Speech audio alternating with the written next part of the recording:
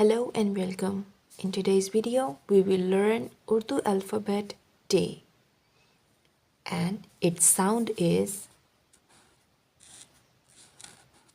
T. T, T. Let's write the alphabet. Watch it carefully.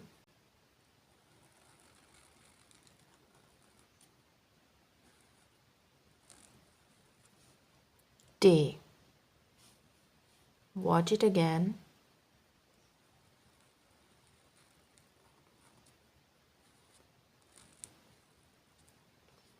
T. And its sound is T. Its sound is T. T.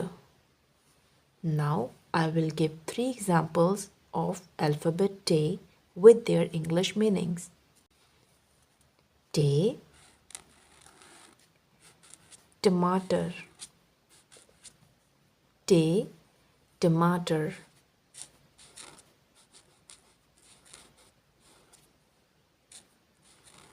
Its English meaning is tomato. T, tongue.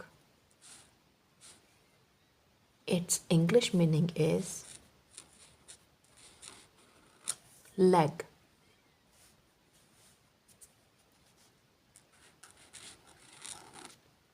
T, tehni, and its English meaning is branch.